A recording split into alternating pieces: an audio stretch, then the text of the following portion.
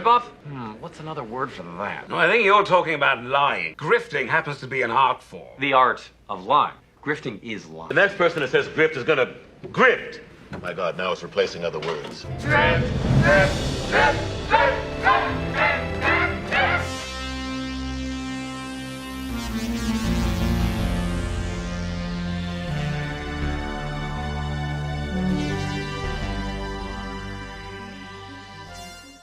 Grifter. Let's talk about it. What do you think of as a grifter? What do you think of whenever I've said it?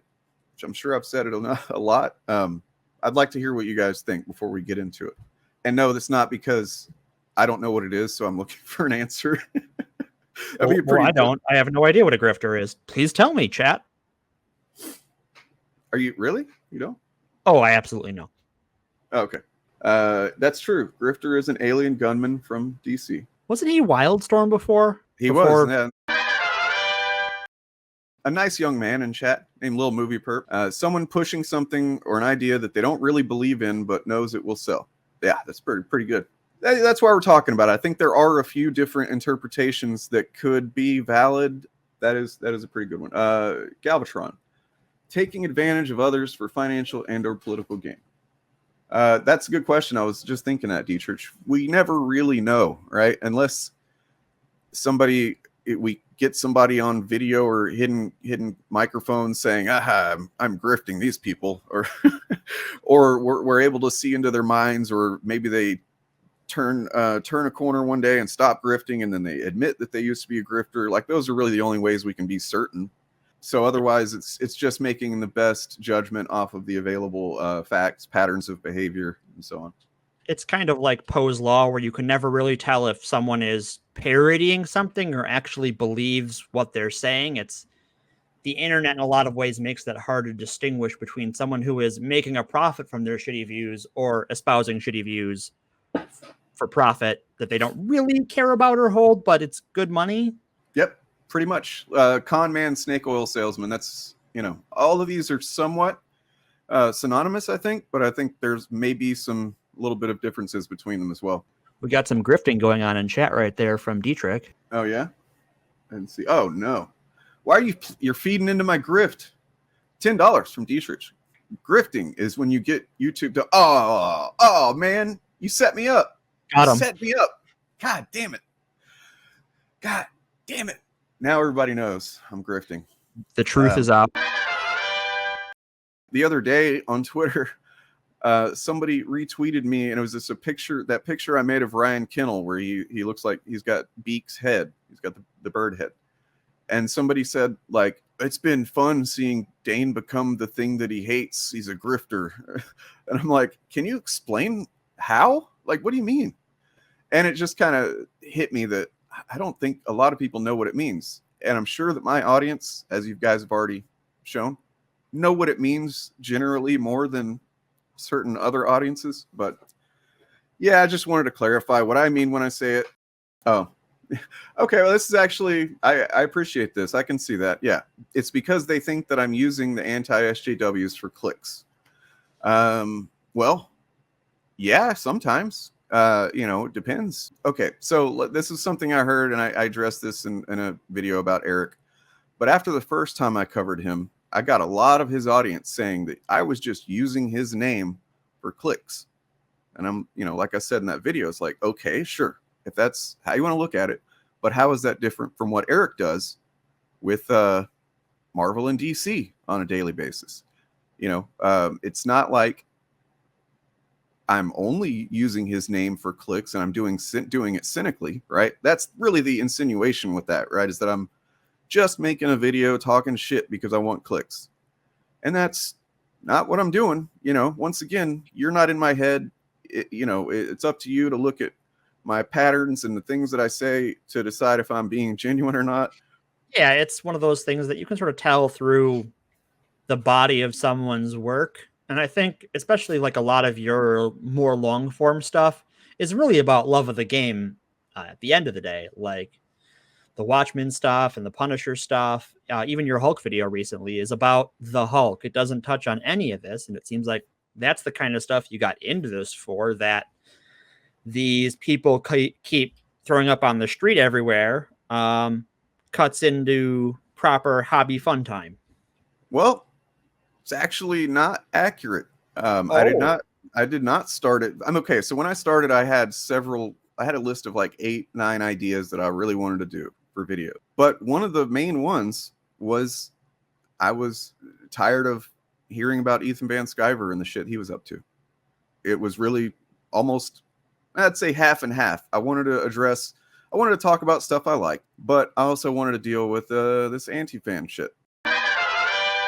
Play grift within the grift. I clipped out a bunch of moments from the show Community, season 6, episode 9, called Grifting 101. And they say grift a lot. And it's great. It's a great episode. All right, so here is a quick clip from the beginning of the episode. This to introduce you to this character who is teaching the class at the community college, and the class is Grifting 101. And I think it actually says something pretty important, like as far as what actual grifters do. For I am a grifter. Now, which one of you thinks I did that on purpose? Exactly. You think you've seen me fail. You think you've spotted a weakness. Let me tell you something. With the flick of a wrist, I could show you a full 1 minute or longer. The whole hat thing stood out to me because it's like, it's how the Fandom Menace and Comicsgate and stuff, that's how they make their content, where they'll, like, I think the other day Ryan Kinnell got Brie Larson to like a tweet of his where he was playing her character in Fortnite or whatever the hell.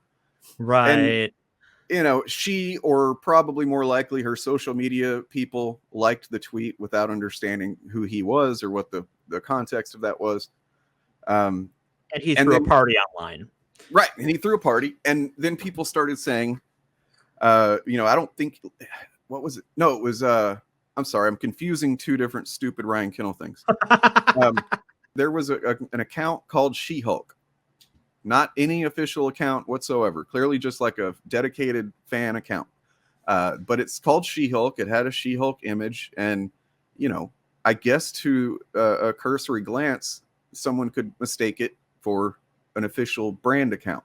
But it wasn't. It's not. And it had shared this image of the She-Hulk poster where the logo, instead of saying She-Hulk or whatever, it said, "Sorry, incels, not all things are made for you," or whatever. Oh no.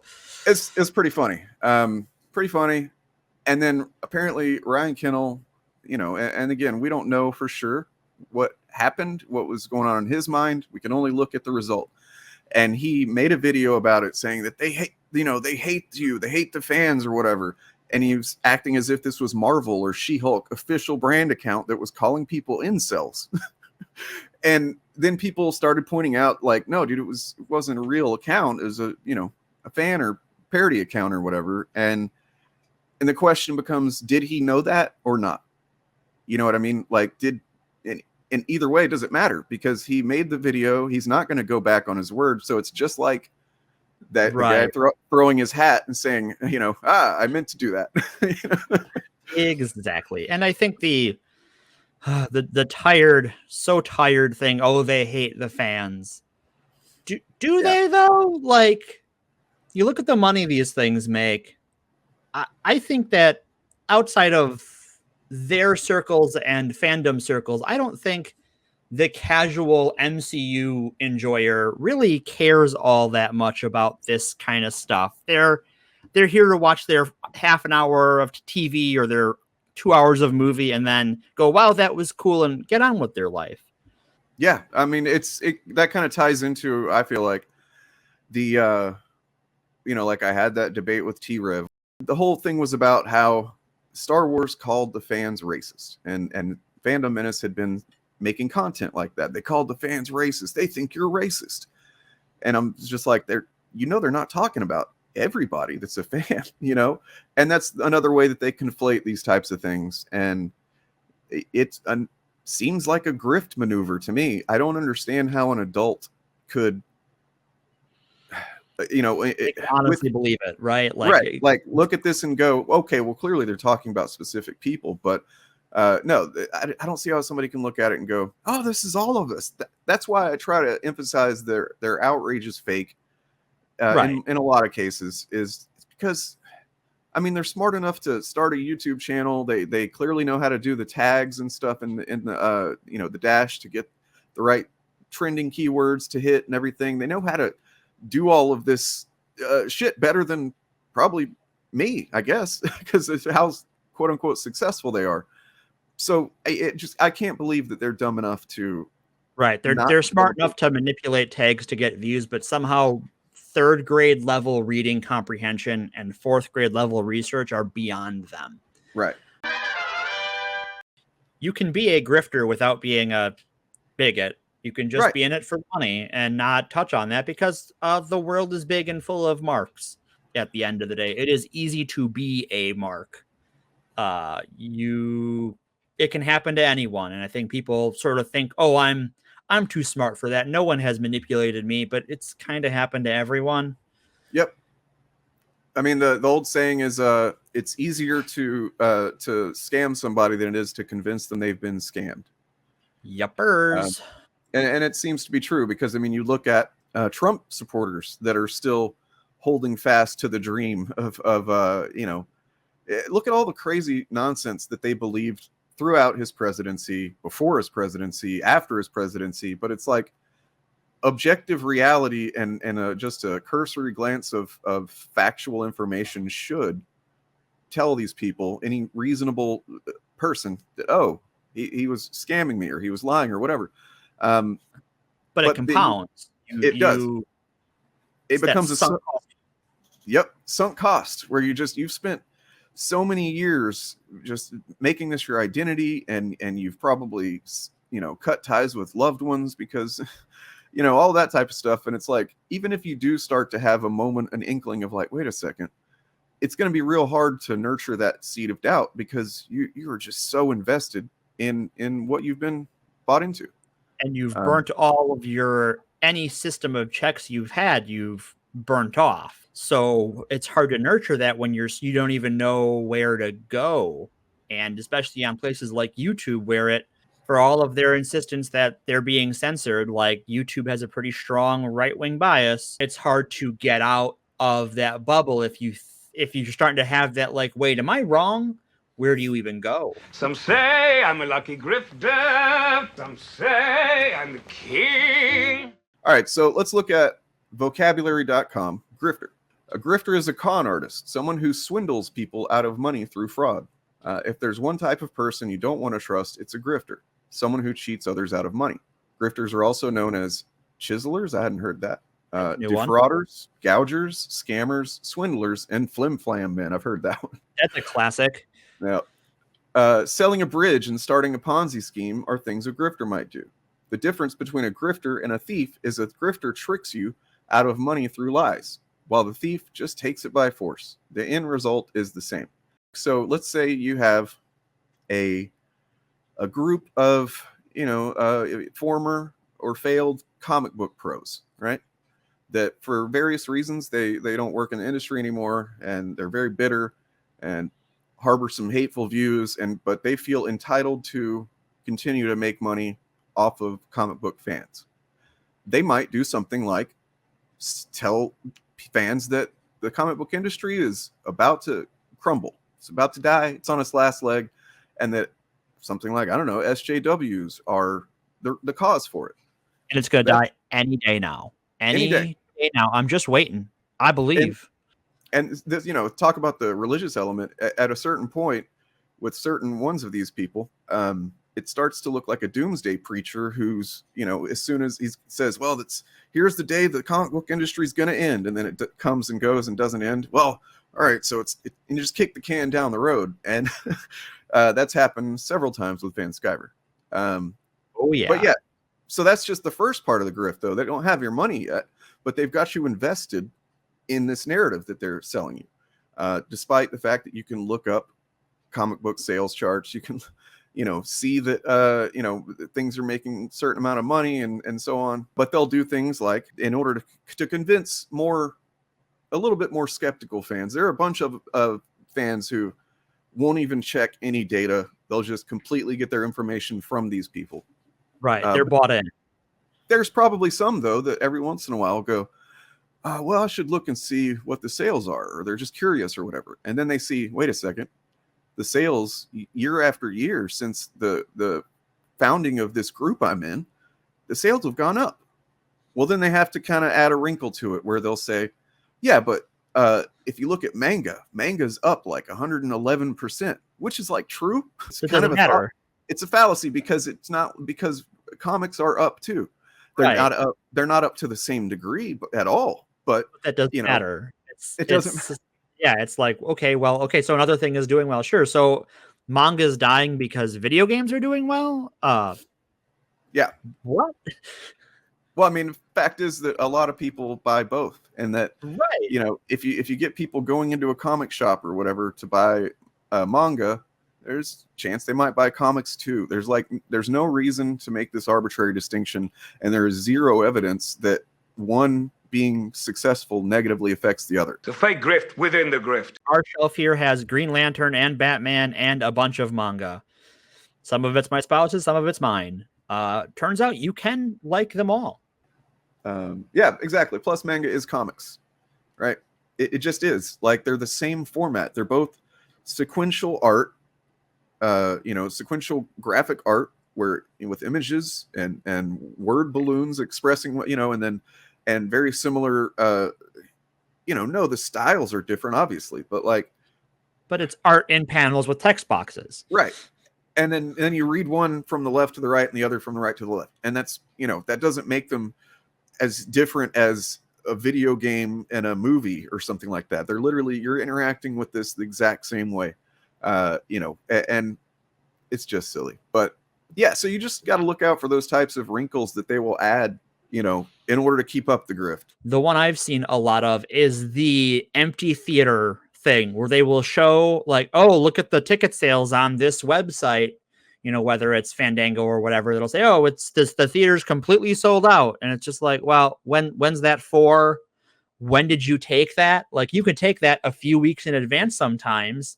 Oh yeah, no one's bought any tickets for, Star Wars. Okay, well, it's the 1 a.m. showing, and you took that picture a week before, and the only person going is me because I'm getting off of work, which is a great time to see Star Wars, by the way. 100%. Yeah, I mean, and another one on top of that, if the reviews for something that they've been setting up is woke, well, let's start with that.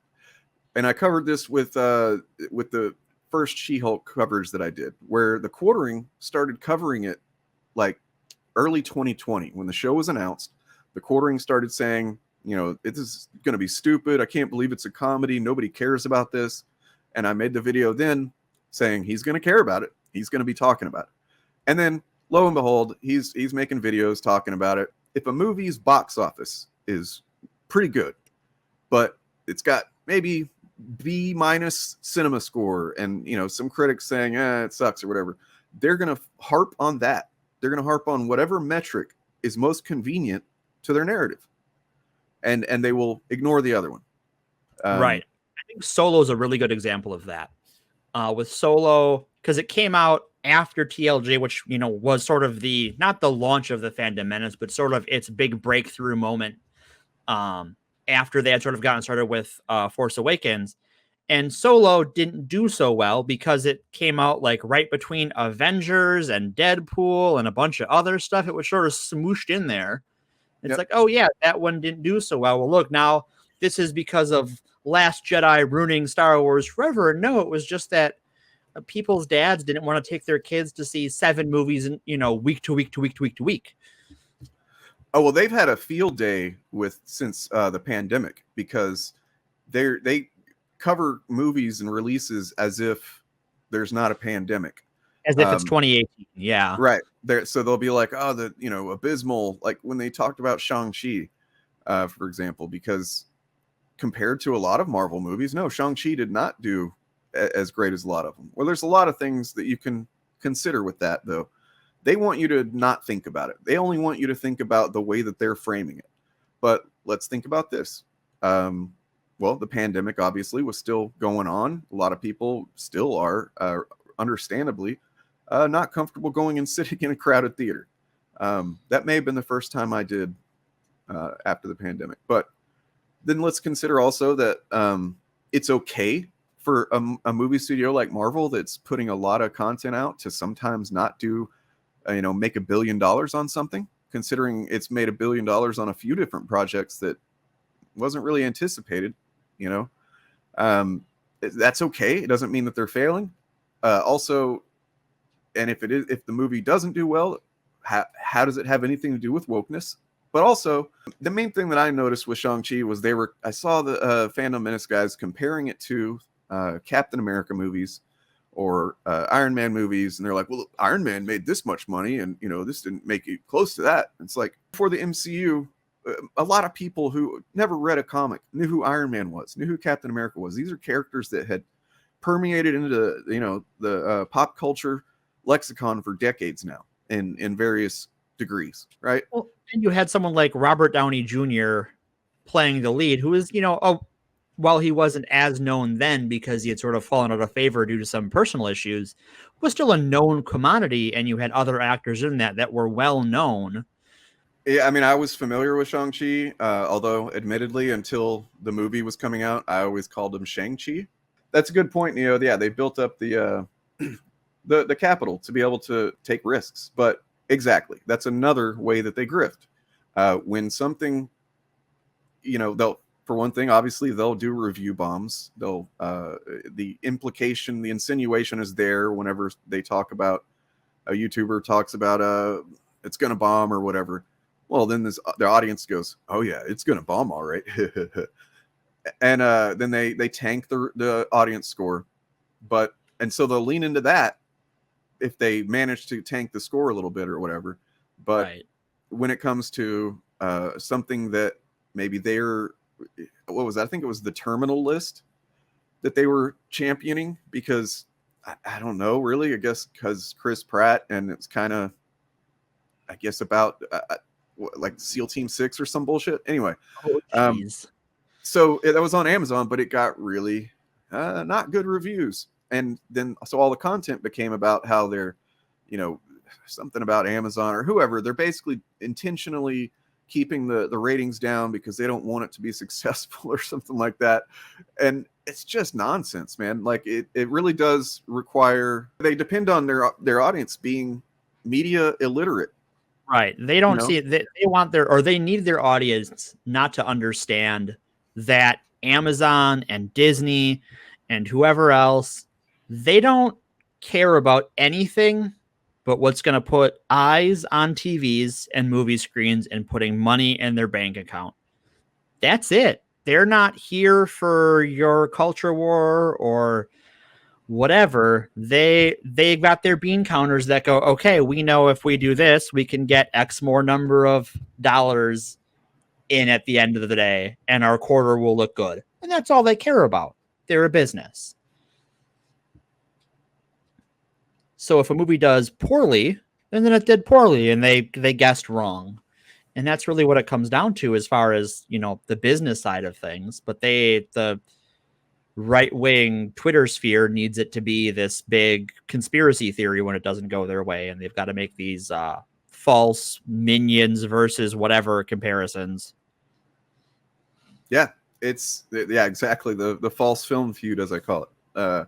Alliteration. Everybody always, appreciates alliteration. But one of the most hilarious examples was when the first Sonic movie was coming out, and then also Birds of Prey was coming out in the same window of time, and they're like pitting those against each other as if they're even, going for the same demographic. Birds of Prey was R-rated, clearly a movie that was aiming for a woman audience as well, as opposed to a lot of other superhero type stuff. And then Sonic is just a family movie for whoever, kids and stuff. But yeah, to act like that those two things are actually in direct competition and taking that super seriously, it's silly. It's a grift. But yeah, they're always moving the goalposts. This video contains adult content not suitable for children.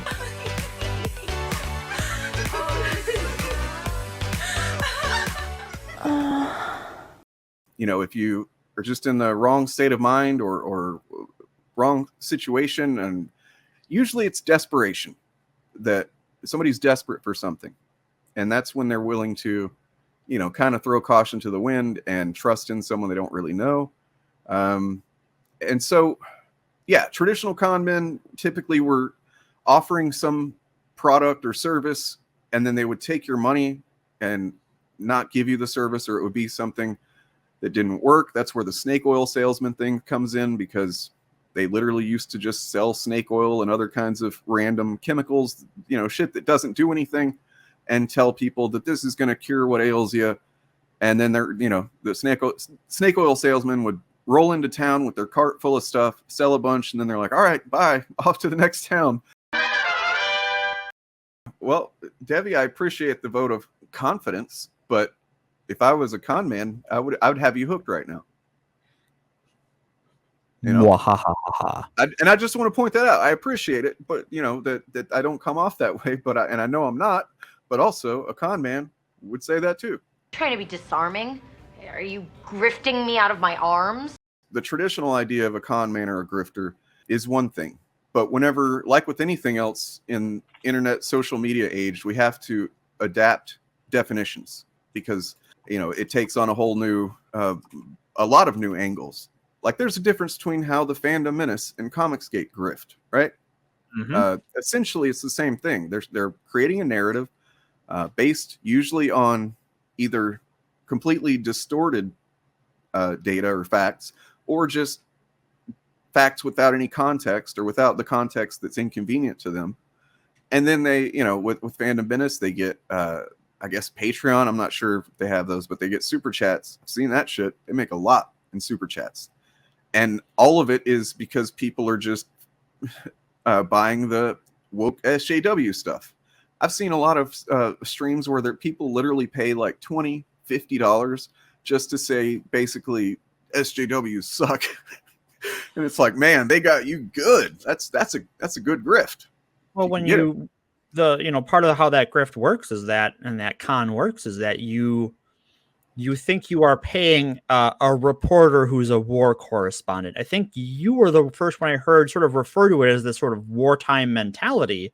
And I think that really puts it into an interesting framing, because when you think you're fighting a battle, right, you want to hear how that's going. And you want the people reporting on it to side with you, for lack of a better way to phrase it. So that was something I came upon kind of recently too in Discord. I think that's what you're talking about, where somebody asked me why people get so into this, how they can watch this content so often when it's basically the same thing over and over again. And it kind of caused me to think about it in a new way. There is a stark political division right now, obviously. Right. And because culture and politics are all intertwined, yes, there's a lot of conflict between those things. But I think largely when it comes to media, they've lost already. You know, so like when you see Star Wars, every major IP coming out and saying, no, we're standing by this black actor or queer actor or whatever that you guys have been harassing on the internet, and that means they've lost, at least when it comes to those IP. Right.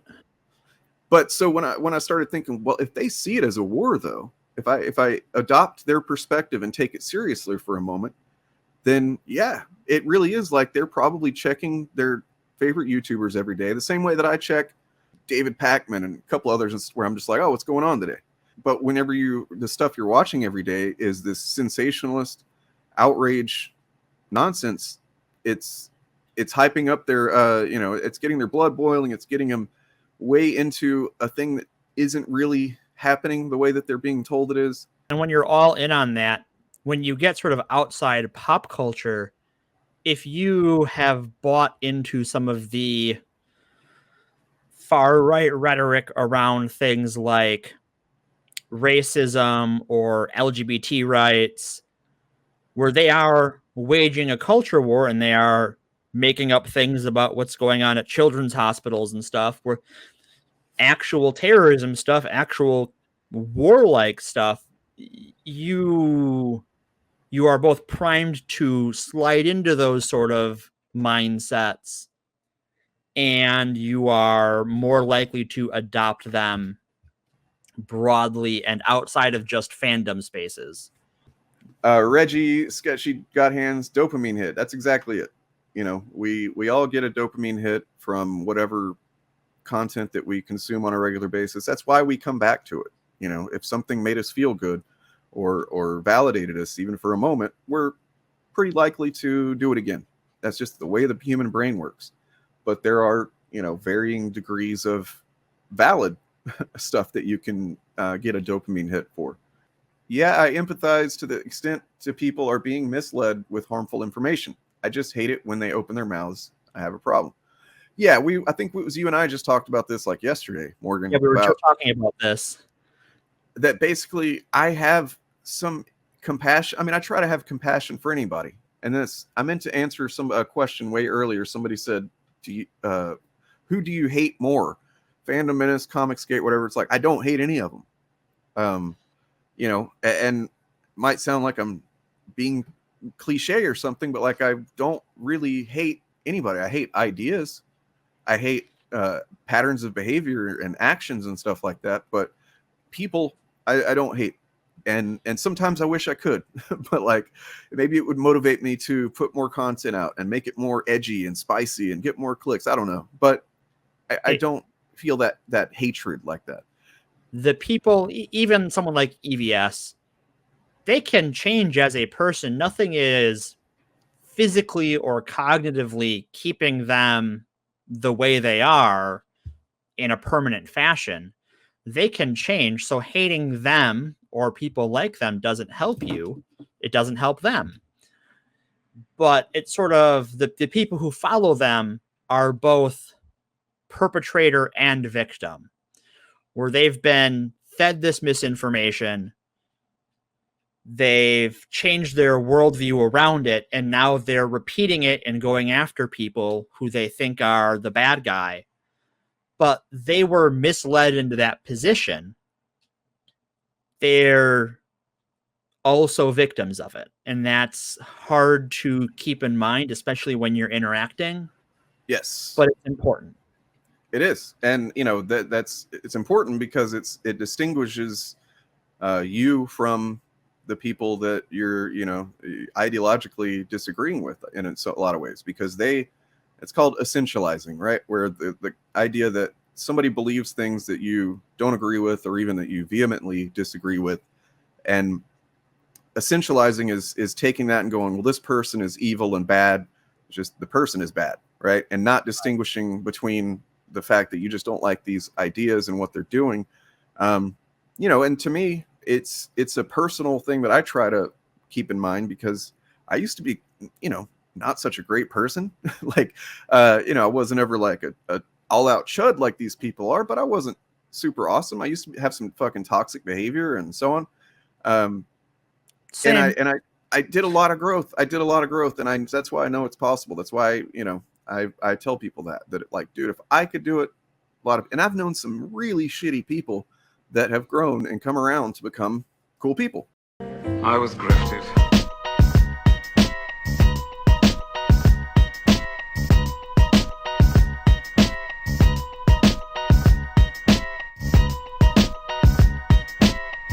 I used to keep my comics in the plastic, fresh copy, whiteboard and bag it. The only novels we read was graphic. Dressed like a nerd and I acted anxious. Got my first comic book and was fascinated. And just like that, your whole world changes. I saw my whole life right between the pages. DC and Marvel had the insane shit.